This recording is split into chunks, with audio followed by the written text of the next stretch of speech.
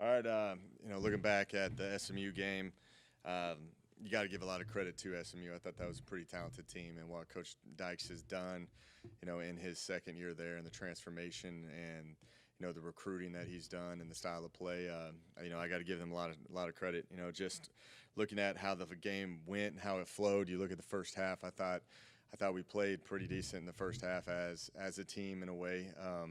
Defensively, obviously, was playing lights out in that first half. You can't go out there and defend 8 drives like we did, and it was 47 snaps in the first half, which just through the natural attrition of a game, the defense wore down. That's what happened in the second half because we kept them on the field too long. We've got to obviously play a lot better offensively and put these kids in better situations on what they're good at. The quarterback carousel is still going on, as you guys probably see that too. We're still trying to find answers at the quarterback spot, which, the only way we know how to do it is get back to work and keep practicing until we figure this out. And today was a heavy, stressful day in terms of the expectations, and everything that we do has to be perfect reps. It's not okay to mess a protection up or drop a ball or miss a throw or miss a read. We just kept repping things until we were getting it right. That's the only way I know how to correct these things. I've been in these situations before where you just got to keep fighting and you got to keep coaching these kids up, and eventually it's going to start clicking for this offense. But glad to get this non-conference over with. That's a pretty tough non-conference, especially with their record right now. They're 8-1. The only loss is coming to A&M and Clemson, and the #1 ranked team in the country. So we played some quality teams, but I think these kids are ready to get on to Georgia State and get into conference play. I think that's probably the main message to the team right now, which I said after the game on Saturday. This is the new season. This is when the season starts. Our goal is to be 1-0 at the end of this week. So, you got a great Georgia State team coming in that I have a ton of respect for Coach Elliott and what he's doing right now, with the energy and the excitement and how he shows up to work and he just keeps coaching. He's kind of in the similar situation as us, where you just keep showing up. And you beat Tennessee on that first game. Those kids played with better effort. They were more physical than Tennessee, which you can tell that his messaging to the team is paying off, and that was a milestone win. They come off a tough loss last week. That's a pretty good Western Michigan team that I see on tape. But I think they're going to be pretty motivated to come in here, and we should be a motivated team as well coming into this game. So I think they're kind of excited to start this 3-game home stretch, and get back to work and try to redeem ourselves a little bit. So I think these kids they're putting the work in right now. They understand the expectations and the standards that we want entering conference play. So I think we're ready to roll. Question. You said after the game that the real season starts now. What does that look like for this team? Yeah, you got 9 games that I think are all, the parity of this league and Sun Belt. You look at it last year, we were in a lot of these games, a lot of close games, and I think that's just kind of where this season starts now. You got to put that tough non-conference to rest. We can't look back there and dwell on that. We got to keep, focusing on the task at hand, which is a Georgia State team that we had success versus last year. We got to respond to a team that has improved a lot more as Georgia State, and we got to get some confidence and momentum going back. So the season starts now for us, because all of our goals are lying ahead of us, as we currently speak. 0-3, y'all are sitting at that record. And you kind of talked about you've been in the situation before where you've started teams you've been on have started slow and then finished the season really strong.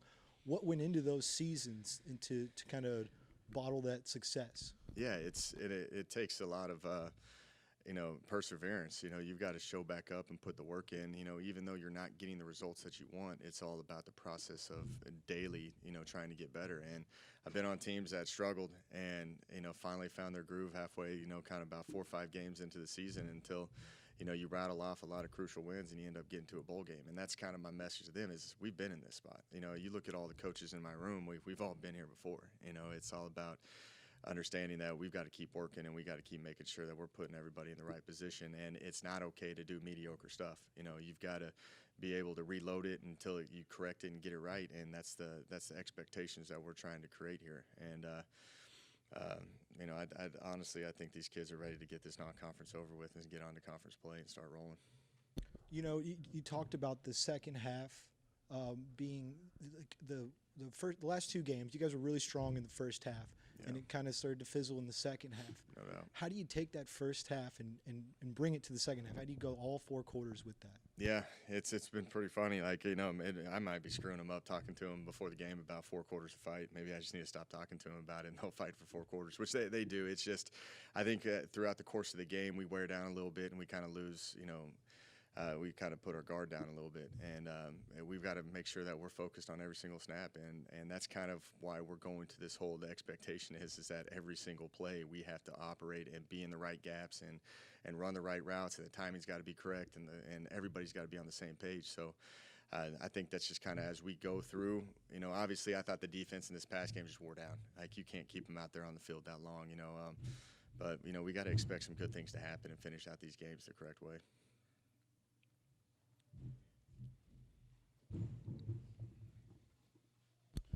Just want to get inside your head, Coach. I'm sure you see You don't want to get inside my head. Yeah, I don't.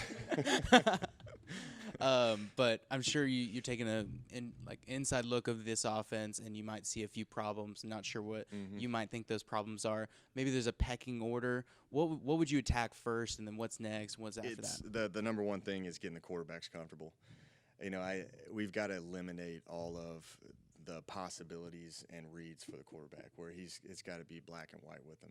They're not to that point where they can understand leverage and start checking plays. It's more about, hey, when we call this play, this is what you're going to do, and this is how you're going to read it. And that's the first thing. Because, a lot, too, I think we're starting to figure out as coaches where our personnel is at.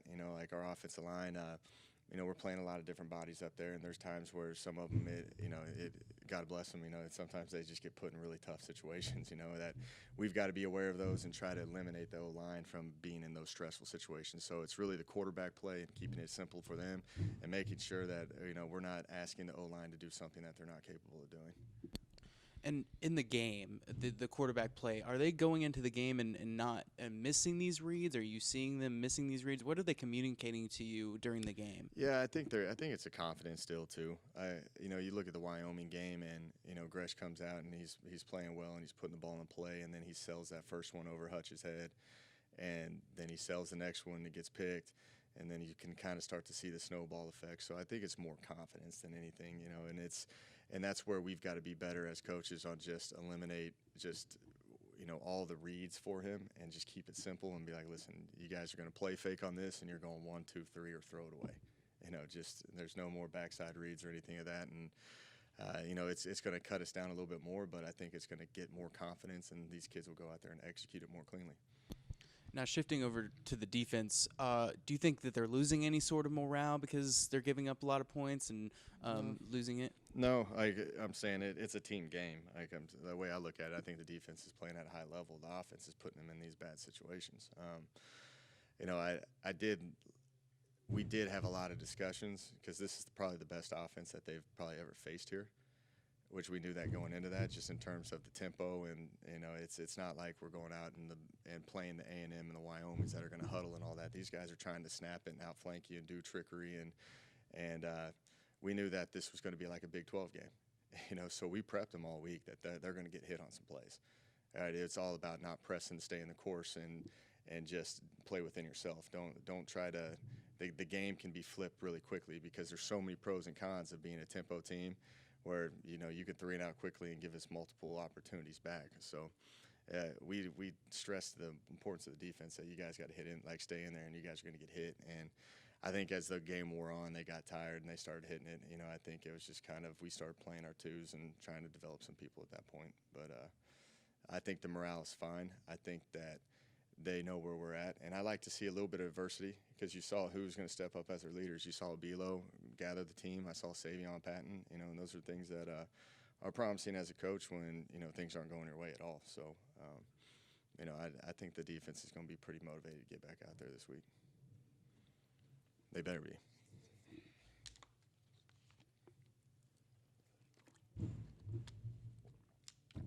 You talked about 8-1 combined record for your first 3 opponents. Some pretty tough teams. Even though the offense has struggled, are there things you feel you've seen some bright spots? You think that they've kind of learned from those mistakes in the first 3 games? Yeah, and you guys probably know I'm a pretty optimistic person. I think that you've got to keep stressing the positives. Because if you keep being negative all the time, that's just going to seep into the entire room and filter through all that. But there is a lot of positives. They fight, it's not like they don't care. That's something that I appreciate about him, and we got to do a better job as coaches putting them in better positions. And but you look at Hutch and you look at like where Twyford's coming along, and the quarterbacks are making some plays. Like I think when we struggle is when we have to get through our second, third progressions, where we have to sustain for a longer time. But like when we know what we're doing and we can execute it cleanly, we're a pretty good offense. It's just when you can't call perfect games and you have to end up getting to your second and third read, and you got to hold up front, and you got to make sure that we can at least have the right spatial awareness on the second and third reads. That's kind of when we're struggling right now. So we were bringing it today, Adam. It's probably the most I've actually coached. I actually got pretty involved with the day on just the expectations of what we need to do, and hopefully they see the importance of what we're trying to get to, and keep dwelling on the positives in terms of cut it down and make it more simple for them, where they can execute it more cleanly and not think as much. It did seem a little more fiery at practice today. Is there a bit of a sense of urgency with y'all being at 0-3? Yeah, it's the nature of it. No one likes to lose, and that's, you can sit there and say, hey, we had great teams that we played, but we lost, and that's the thing where we've got to keep doing something different, and we got to turn the heat up and put as much pressure on ourselves as coaches and players until we get this thing right. What can you tell us about Georgia State coming up this week? First dip into conference play. I think they're doing a really good job. Just compared to watching their tape from last year to this year, these guys are playing a lot harder. They're obviously 1 year older, and defensively, the coordinator's been there for his third season. They're pretty familiar with how he operates and what to do. Offensively, they got a new coordinator that I think does a really good job on putting their quarterback in the best position. The kid's a good dual-threat quarterback. We faced him last year, but it's a different approach. They get in empty sets and 12 personnel empty, and they do QB run game, and they throw the ball around a little bit more. And they just are really playing to the strengths of their team. You look at their special teams, their kicker's probably one of the better ones we'll ever face. Three-phase guy that does, the place kicking, the kickoffs and the punts. Ray Guy, semifinalist last year. He holds Sun Belt records, he keeps that special teams alive. And really what they do is they keep it simple and they play hard. And, I got a lot of respect for Coach Elliott just going up against him when he was at South Carolina. And, I think that he coaches their teams well, and he stays the course, and those kids will probably be a pretty motivated team coming into this week into Wacker Field, especially after last week's loss. We saw Gavin Graham with a wrap around his leg today. It seems like he's injured. Is he out? And yeah, what about any Gavin's other out players? for the entire season. He had a knee injury that unfortunately we got the MRI results back, and he's going to be out. I hate that for the kid. Probably one of the, he's just such a positive kid that, hey, that's what it's meant to be. He moves on. He was in there Sunday, getting a lift in by himself, just upper body, just pressing forward, and, just understand that, he's here to help us out. So hate that for the kid, but he's going to be out for the rest of the season. What's the injury? It's an ACL. Yeah. Mm-hmm. Is there anybody else get hurt? Or No, everybody, just the typical bumps and bruises right now. We had a few guys with, some shoulder issues, but, they're out there running around and practicing. Some of the guys were pulling out too because just the attrition of the season, just in terms of reps and practice today. But for the most part, it's just Gavin's the main one that's going to be out. So we got to move around a lot of people. He was a 4-core special teams guy and is actually playing himself into a pretty good role on defense. So hate that for the kid, but his optimism and his positivity is just pretty awesome. It's pretty early in the season. I'm sure you don't know this at all, but he could probably put in a medical red shirt. Do you think that's a possibility? Yeah, he for still him? has his red shirt available, and that's probably what's going to happen. He'll probably be back. I haven't had that discussion with him yet. More, I'm just kind of shocked how optimistic he is about the ACL injury. So it's just more I'm going to let that kind of settle down, and then we're going to have the discussion on what he wants to do. But we'd love to have him back for sure.